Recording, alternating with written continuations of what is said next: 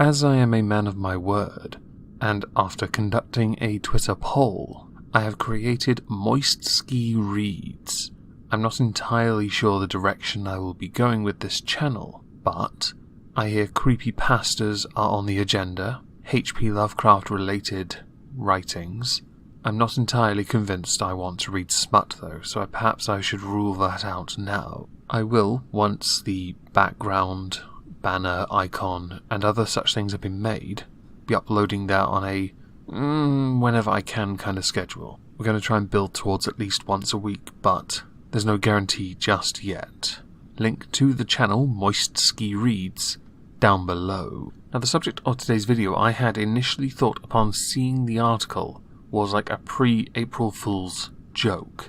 But then I did a little digging and found out, no, this is actually something that happened. Something that reeks of inequality. There is of course context, but because of the judge's ruling, in the state of Arizona this sets a very dangerous precedent, and would surely scare a number of guys who have been in relationships, for certain reasons, frozen their sperm, but broken up with that person, to the point where I recommend they go and have it destroyed.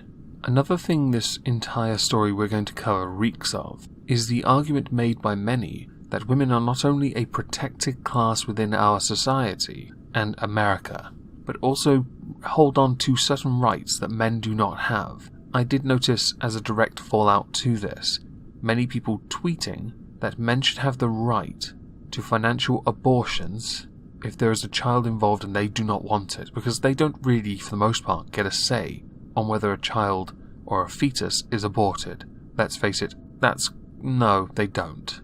Earlier I mentioned the case comes from Arizona. Basically, an Arizona court has ruled that a woman wanting to use her ex-husband's saved sperm to become pregnant outweighed the man's desire to not become a father. Due to the very court ruling, this man could be liable for 18 years of child support, something which the court itself acknowledged when they gave out this ruling. For the full context, back in 2014, Ruby Torres was diagnosed with bilateral breast cancer. Due to the nature of the chemotherapy, she was told she would likely never be pregnant. So she and her then boyfriend, John Terrell, decided to preserve some embryos and sperm so that she might one day be able to become a mother. They did get married, but then they got divorced. Terrell, wanting to be sure that Torres couldn't use the embryos to become pregnant, took the case to Maricopa County Superior Court, who ruled the embryo should go to a third party. Torres appealed this, and then won on March 14th. Judge Jennifer B. Campbell said in a decision that overturned the lower court's finding, nothing in the record suggests that either of them expected or intended to co-parent any offspring derived from the embryos. Which I'm sure, after having said all this, has a number of you wonder how on earth Terrell features in this, because it's just the embryos. Well, that's funny you should ask that, because initially he had rejected the call to donate sperm, but he changed his mind when Torres suggested to him that she would use an ex-boyfriend's sperm instead. Nice bit of manipulation there to get what you want. That's not at all shady, is it? The court had ruled that the couple agreed to preserve embryos because of the potential for Torres to be unable to conceive, not for the two to co-parent at some point. It was done as an insurance measure.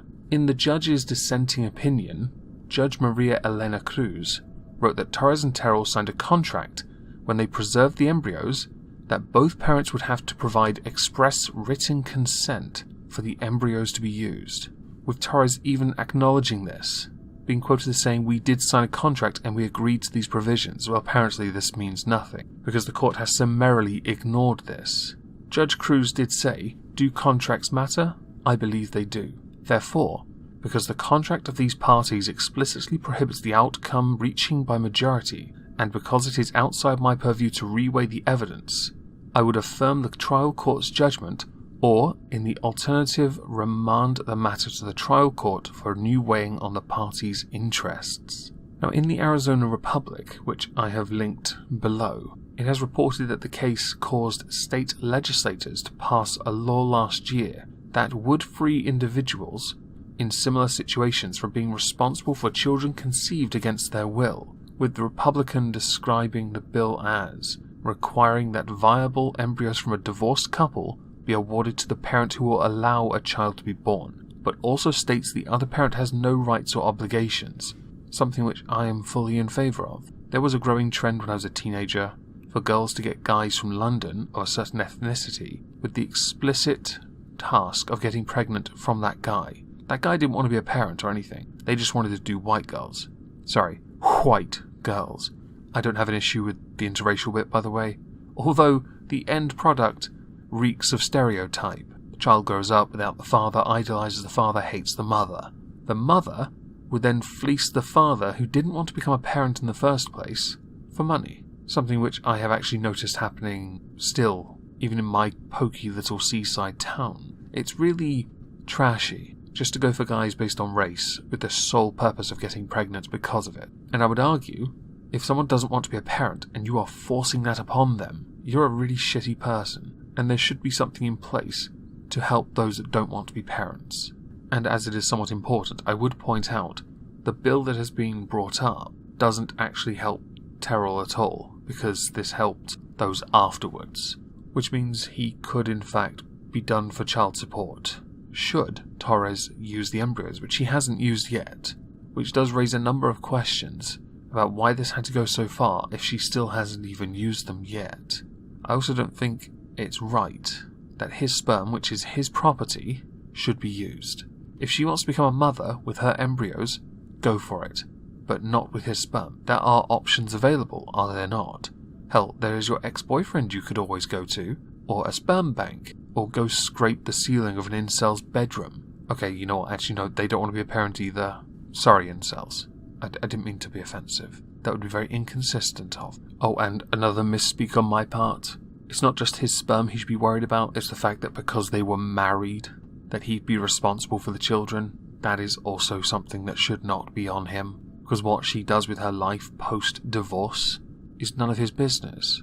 So why on earth should he be the one footing the bill, or potentially footing the bill? It is worth pointing out that while it has been raised that he could be liable for child support for children that aren't his, he is still being made to foot the bill because of some nonsense rules about being married, or having had been married at a point.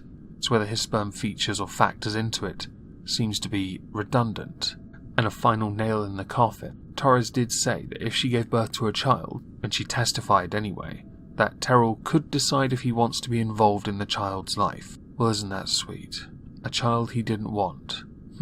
Well, that's a tough one. This all, as I earlier stated, reeks of a female privilege, a right a woman has over a man, and I don't like it. That is not equality in the slightest, and quite frankly, it is an embarrassment that should be called for what it is. Inequality. I apologise for the laziness in today's edit.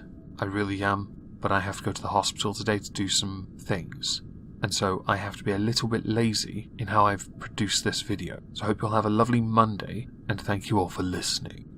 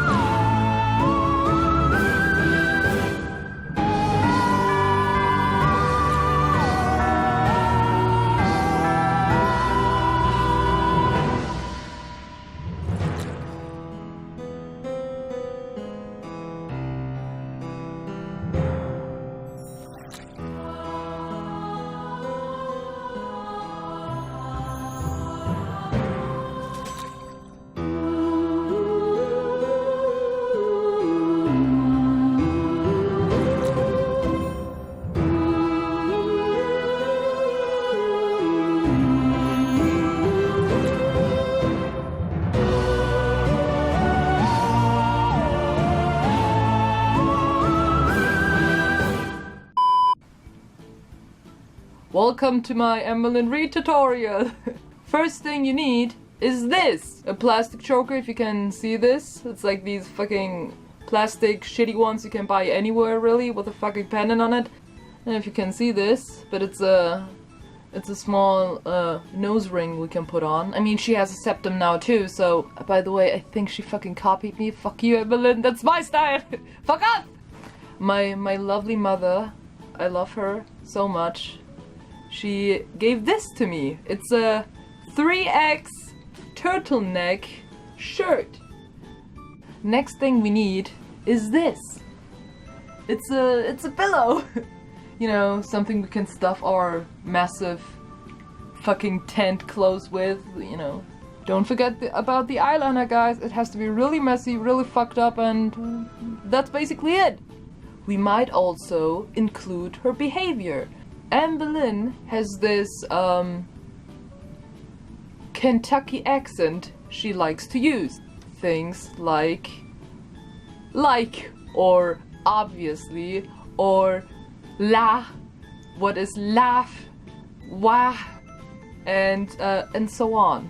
She does this chin dab a lot, so we might also include that one just in case. Just pop a few ones in between while talking, and then you're good to go. Let's see how this looks. What do you think?